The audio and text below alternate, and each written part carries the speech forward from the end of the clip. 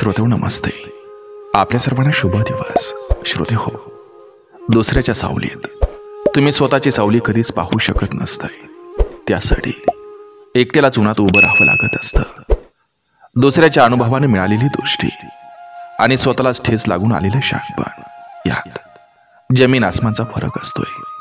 श्रोते हो, दुसऱ्याची विचारपूस ही भावना जरी छोटी वाटत असेल ना, तरी तिच्यात माणुसकीची भली मोठी ताकद लपलेली असते. काही वेळेस काही बोलण्याचा हिशोब जागेवरच करायला लागत असतोय, नाहीतर त्या बोलण्याची मनात उधारी वाढायला लागते. श्रोते हो, आणि त्या उधारीचा मनाला त्रास होऊ नये म्हणून आपण रोखठोक वागायचं. बुद्धी सगळ्यांकडे असते, पण आपण चलाकी करतो की इमानदारी, हे मात्र आपल्यावर झालेल्या संस्कारावर नेहमी अवलंबून असते. पण लक्षात असू द्या, चलाकी ही फक्त 4 दिवस टिकत असते आणि इमानदारी ही मात्र आयुष्याच्या शेवटपर्यंत टिकत असते. आणि इतकं जरी आपण लक्षात ठेवलं तर श्रोते हो, जीवनाचा प्रवास हा आनंदाचा आणि सोपा होत असतोय. बघा, पटतंय का? पटलं तर नक्की विचार करा. चला, आजही आपल्यासाठी सुंदर विचारांची ही शिदोरी, ही मालिका अशीच पुढे घेऊन आलोय. चला, करूया सुरुवात सुंदर विचारांना, सुंदर सुविचारांना.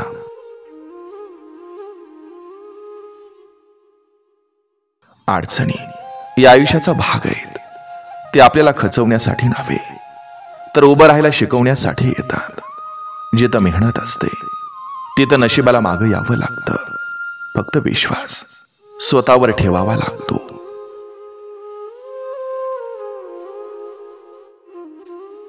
शांतता ही नेहमी मनातूनच येत असते. त्याचा कुठेही बाहेर शोध घ्यायला गेलात तर ती मिळणार नाही.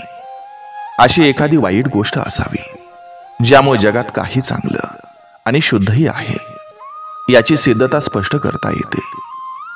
आपल्या अस्तित्वाचं रहस्य म्हणजे कोणाचीही भीती न बाळगणं. कधीही कोणाची भीती बाळगून राहू नका आणि कोणावरही कधी अवलंबून राहू नका. समजूतदारपणा आणि शांतता हे वयावर नाही, तर आयुष्यात आलेल्या अनुभवावर अवलंबून असतात. निरागसता इतकी असावी की चेहऱ्याला सौंदर्याची गरज नसावी.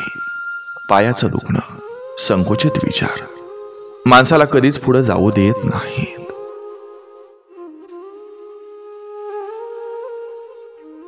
डोळ्यातून निघणारा आसवांचा थेंब लहान असला तरी त्याच्या दगडाला पाझर फोडण्याची धमक असते. ते आसव थांबवण्यासाठी डोळ्यात घुसून नव्हे, तर मनाशी नातं जोडावं लागतं. जिवंत असताना मिळालेला एक खांदा मेल्यावर मिळणाऱ्या 4 खांद्यापेक्षा जास्त महत्वाचा असतो. नशिबात नाही म्हणून आयुष्यभर दुःखी राहण्यापेक्षा समाधानी कसं राहता येईल हे ज्याला कळलं तो खरं आयुष्य जगायला शिकला. आयुष्यात प्रत्येक ठिकाणी व्यवहार पाळायचा नसतो. त्यांना आयुष्य कोरडं होतं. काही ठिकाणी ऋणानुबंधही जपायचे असतात, कारण ऋणानुबंध जपल्यामुळं चांगले संस्कार निर्माण होतात, मनाला समाधान मिळतं आणि जीवन समृद्ध होतं.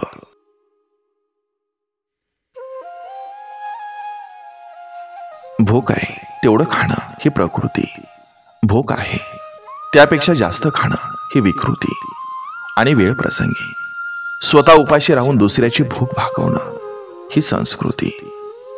यशाकडे नेणारा सर्वात जवळचा मार्ग अजून तयार व्हायचा आहे. आयुष्यात यशस्वी होण्यासाठी हुशार असण्याची गरज नाही, तर इतरांपेक्षा वेगळा विचार करण्याची, त्यावर मेहनत घ्यायची तयारी असली पाहिजे. दुसऱ्याची विचारपूस करणं ही भावना जरी छोटी वाटत असली तरी तिच्यात माणुसकीची भली मोठी ताकद लपलेली असते. विचारांचा प्रभाव मनावर पडतो, मनाचा प्रभाव शरीरावर पडतो.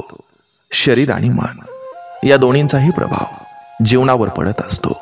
म्हणून नेहमी चांगले विचार मनात आणावेत आणि समाधानी राहावं.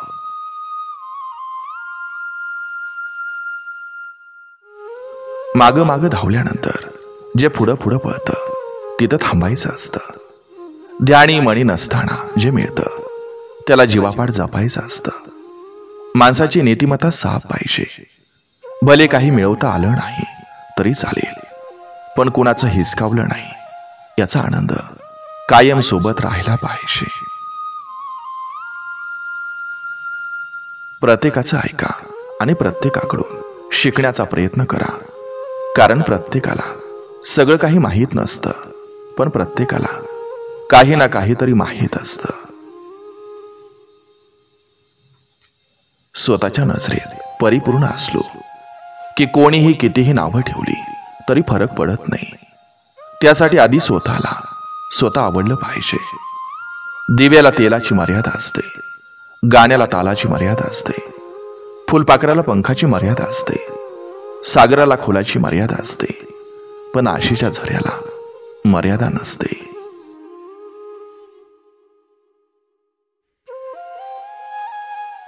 बोलण्याआधी शब्द माणसाच्या ताब्यात असतात, पण बोलल्यानंतर माणूस शब्दांच्या ताब्यात जातो.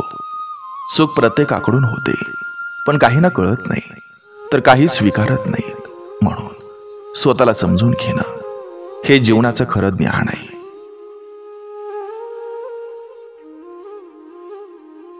दुःख सहन करणारा माणूस एक ना एक दिवस सुखी होतो, पण दुःख देणारा माणूस कधीही सुखी होऊ शकत नाही.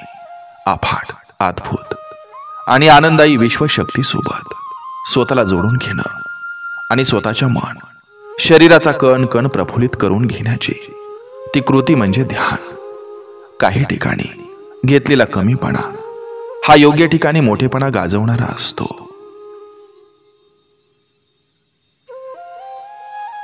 समाधान पाहिजे असेल तर ते कसंही मिळवता येतं. दुःखाचं काय ते आपोआप येत असतं.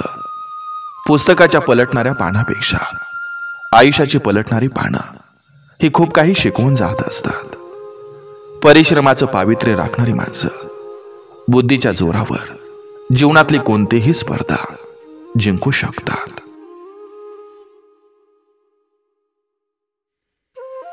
जीवनात आज आलेल्या परिस्थितीशी जो संघर्ष करतो त्याला उद्याचं सुख अनुभवायच मिळतं.